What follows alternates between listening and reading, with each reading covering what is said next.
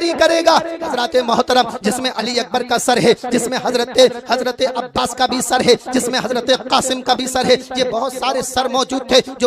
जो सर थे वो तमाम सरों को नेज़े में लगा दिया जाता है। अब ये काफिला रवाना होता है, चलते चलते अब ये रात होती है तो एक कूफे के करीब एक गांव मिलता है। उस गांव में एक औरत है जिसका नाम शीरीन है, उसका घर करीब है, लेकिन उसका गांव में सबसे बड़ा घर है। हजरत मोहतरम पता चला उसका घर बहुत बड़ा है तो यजीदी पहुंचते हैं और पहुंचने के बाद कहते हैं, ऐ शीरीन तुम्हारा घर बहुत बड़ा है और हमें रुकने की जगह चाहिए। तो शीरीन ने कहा ठीक है तुम रुक जाइए। तमाम के काफिले रुक जाते हैं। रुकने के बाद वो यजीदी कहते हैं जो बागी है उन्हें खाना मत देना, जो बागी है उन्हें अंदर मत आने देना। लेकिन शीरीन ने कहा नहीं, जो दुश्मन भी है उसे भी खाना खिलाती हूँ और जो दोस्त है उसे भी खाना खिलाती हूँ, क्योंकि मैं किसी और की खातिमा ना थी बल्कि मैं हुसैन की खातिमा,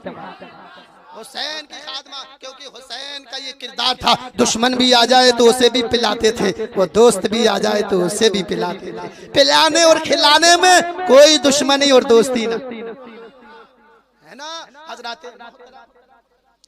मोहतरम देखिए। लेकिन शीरीन ने कहा नहीं, घर हमारा बहुत बड़ा है। तो उन्होंने सारे काफिले वालों को, इमाम हुसैन के पूरे कबीले को, छोटे से काफिले को अपने कमरे में रुकाया और रुकाने के बाद खाना पेश किया। पेश करने के बाद जैसे ही हजरत ज़ैनब ने कहा या हुसैन, हजरत शीरीन ने देखा कि तुमने हुसैन का नाम क्यों लिया है, क्या बात है, कहा क्या जानती हो। लेकिन कहा तुम कौन हो। कहा हम इमाम हुसैन की खादमा थे। जब इमाम हुसैन की मैं खादमा थी और जब मैं बूढ़ी हो गई तो इमाम हुसैन ने कहा जाओ अपनी जिंदगी बसर करो। मैं आ गई। हजरत इमाम हुसैन ने बहुत सारा पैसा दिया था। मैं घर आकर मैंने घर नया बनाया और नया घर बनाने के बाद मैंने ये वादा लिया था कि इमाम हुसैन जब मैं घर बना लूं तो आप अपना कदम जरूर रखिएगा हमारे घर में। तो इमाम हुसैन ने कहा था ठीक है आपके घर में मैं जरूर आऊंगा। कहा नहीं, आप अकेले नहीं, पूरे कबीले के साथ आइएगा, पूरे खानदान के साथ आइएगा, पूरे अपने घर के साथ आइएगा। ठीक है कहा। लेकिन शीरीन सुनिए, अगर मैं आया ऐसा ना हो कि तुम पहचान न सको। कहा नहीं, ऐसी कोई बात नहीं है। देखिए यहाँ पर क्या, जैसे ही ज़ैनब ने कहा या हुसैन, कहा तुम ज़ैनब तुम कौन हो। कहा जिस हुसैन की तुम बात बता रही हो मैं उसी की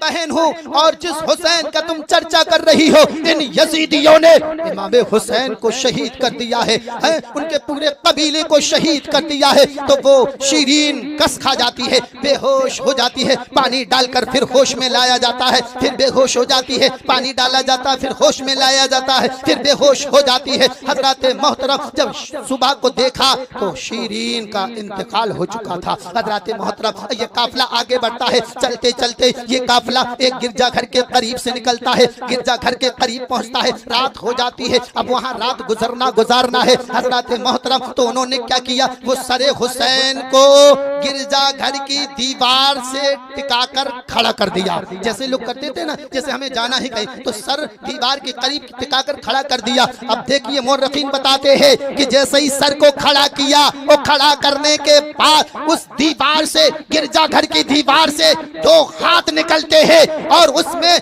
एक लोहे का कलम मौजूद है और उस कलम ने हजरत हुसैन के खून में अपने कलम को टच किया, नोक को टच किया और फौरन लिखना शुरू करता है। और क्या लिख रहा है कि अरे तुमने इमाम हुसैन को शहीद करने के बाद अब तुम ये सोच रहे हो कि रोजे महशर के दिन तुम्हारी बख्शिश हो जाए, तुम्हें जन्नत मिल जाए, ये हरगिज नहीं हो सकता। हजरत मोहतरम जैसे यजीदियों ने पढ़ा तो उस पादरी से पूछा, ऐ पादरी ये बता ये कब से लिखा हुआ है। कहा मुझे नहीं मालूम कि कब से लिखा है, मुझे नहीं मालूम कि कब से लिखा है। उस पादरी ने जैसे ही देखा, फादर ने देखा कि चेहरा बड़ा खूबसूरत है, होंठ हिल रहे हैं, क्योंकि होंठ हिल रहे हैं चेहरा बड़ा खूबसूरत है। हजरत मोहतरम उस पादरी ने कहा कि ये चेहरा कुछ देर के लिए हमें दे दो। कहा ठीक है मैं पैसा दे देता हूँ। उन्होंने पैसा दिया, उन्होंने चेहरा ले लिया, अपना सरे हुसैन को लिया, मिट्टी को झाड़ा, झाड़ने के बाद उस बेहतरीन उसे इत्र से मुअत्तर किया सरे हुसैन को और एक तश्तरी में रखा और गिरजाघर के अंदर ले गया। ले जाने के बाद ऊंची जगह पर रखा, रखने के बाद खुद नीचे बैठ गया और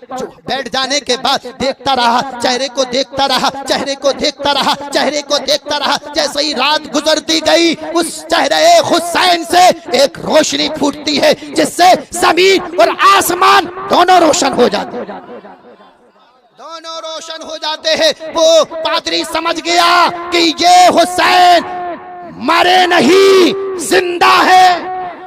जिंदा है तो बरेली के ताजदार पुकार उठे, तू जिंदा है वल्लाह, तू जिंदा है वल्लाह, मेरे चश्मे आलम से छुप जाने।